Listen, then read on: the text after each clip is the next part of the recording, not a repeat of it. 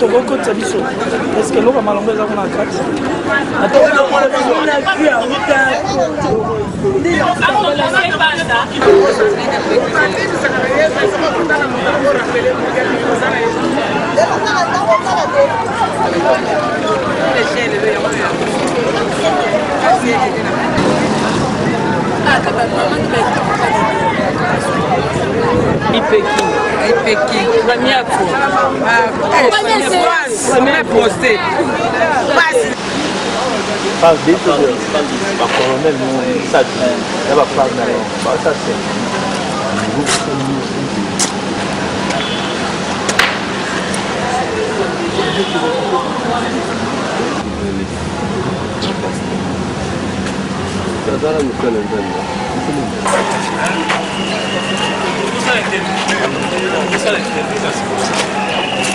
Voilà.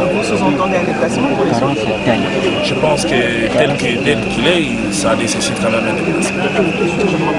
Merci. Honorable Nalingala, s'il vous plaît. Ah oui, allez-y. Honorable Banamboka Bakoko Ebanini, Namukolo Lelopo na révérend Coutinho. Le chef de l'État a signé qui ordonnance a accordé Coutinho grâce, Binomo Boyebi, à l'année condamné, mais Coutinho santé n'a pas bien été. A consulté qui en tant qu'avocat, qui chef de l'État pour tout à mesure à grâce et à accorder en gros tout d'abord merci puisque yende muta permettre à Makamonios et puis tout à chef de l'État merci à accorder grâce et que l'on souhaite na puisse aller que rapidement Coutinho a que reçoit soin approprié puisque moral n'est qui vraiment assez à partir à l'élo moral et matimo moqué puisque Monique à cause en hôpital pour les là bima puisque Awazan en tant que détenu mais tout Kenenaye a bimi à l'hôpital mais à cause en hôpital parce que santé n'est pas malade cette fois là en tant que patient comme patient comme tout malade et Nassima total andé na rosa la préservation accompagnée. Merci avocat, vous connaissez notre nom? Le Tchini. Et Tika Sikoyo, tout ça ma démarche toujours ça donc na Kimimba Ngoyebi binomo le a rentré parlementaire ba ministre baza na ba cérémonie dès que ba sisi ba cérémonie malamo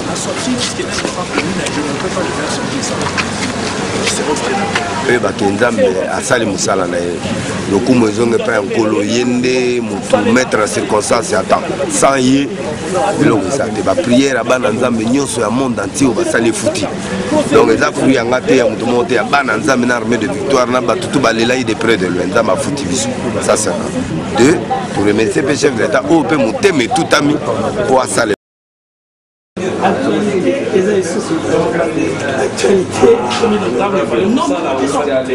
non.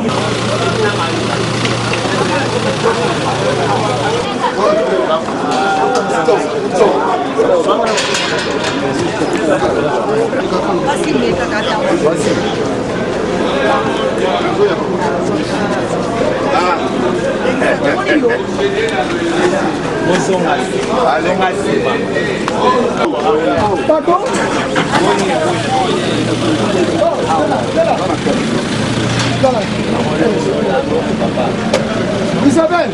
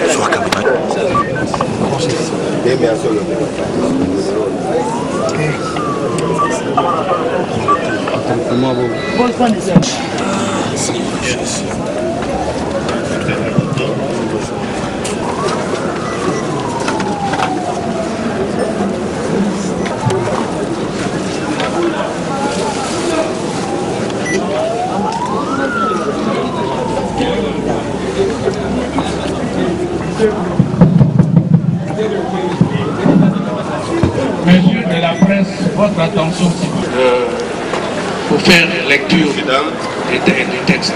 Nous voulons marquer de manière particulière la cohésion nationale par un acte individuel de clémence.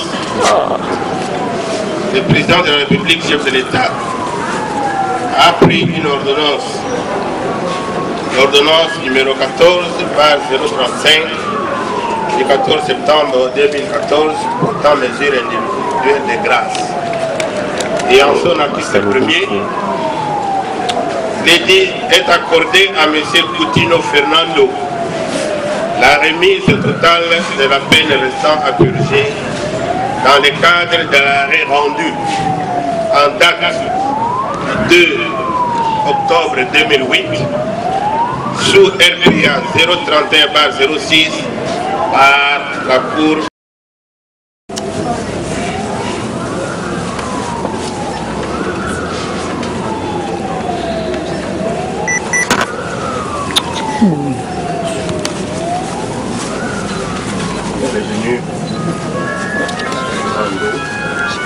À l'exécution de l'ordonnance, chef de l'État, je vous remets votre fiche de libération. Merci.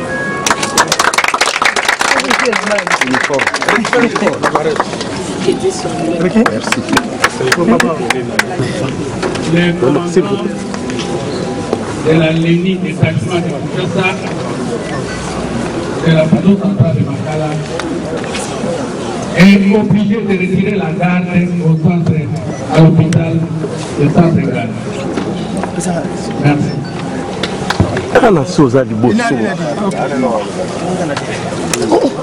Mais vous qui t'êtes impliqué quand il est content, c'est pasteur, un mot, même aux fidèles qui attendent de vous. Bon. Mais il va déjà. Justement, laissez le pasteur parler s'il vous plaît. Non, merci. Oui, mais s'il vous plaît.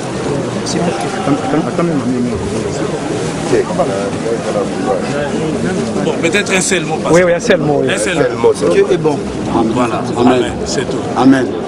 Jésus-Christ est Seigneur. Amen.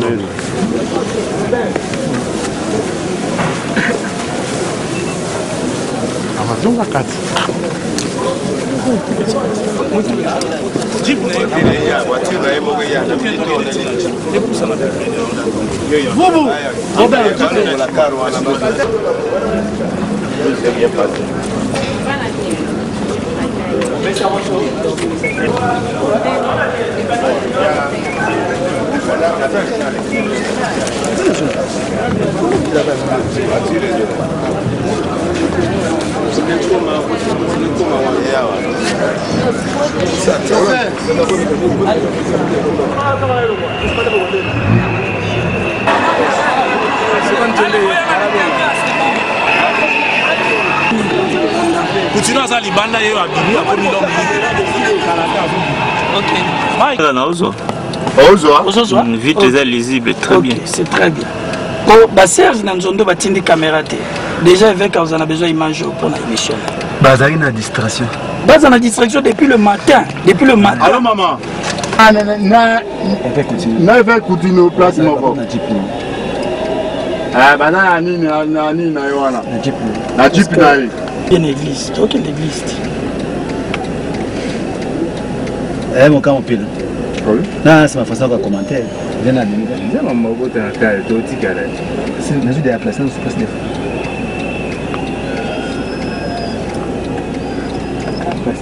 Jamais. Tes alati toi Nzambe. Nzambe abimisi na kimwe tena. Ça na abima. Ya si. Msema miswa. Na. Coutinho. Andi machine ndina Boko boy. Alele. Boko na lokolo. Est-ce que kozo? Tazo. Zamba zamba. Jésus-Christ est Seigneur. Maloba na eka ya moi.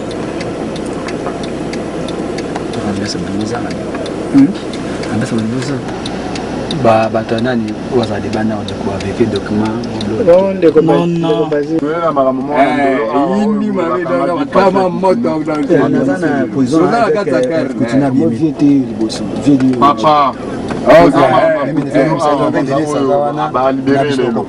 talaka na TV là Pardon? Coutinho, ah, Fernando. Bienvenue. Il faut que tu fasses. Normalement, il fallait que tu sois liboso, on a kati-kati. Ainsi, Bishop. Atiki fait ma glace pour les léco. Ce gars, c'est qui m'a malade.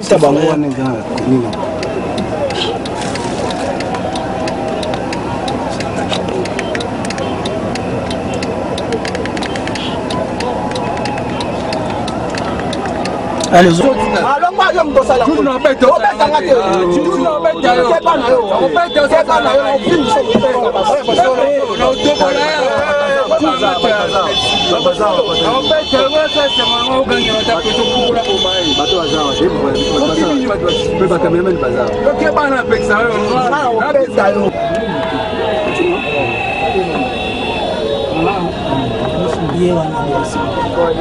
Viens, Bazana et carrément encore.